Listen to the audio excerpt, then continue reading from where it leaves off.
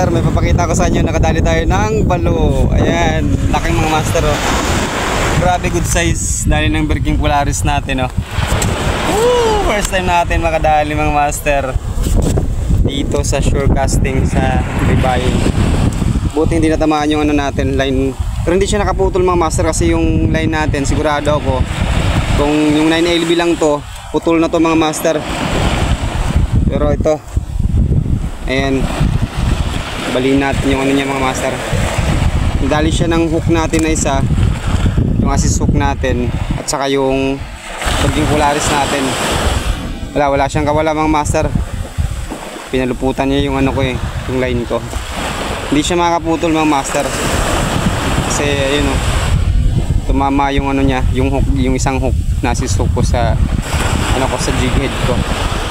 Ayun mga master, malaki na to, malaking ulam na to mga master. Marami na tayong ulam dahil ng Berking Polaris natin. Maraming balo ngayon dyan eh. Hanggang ano silang kadi aligid. O yun, keep natin to mga master. Fish on.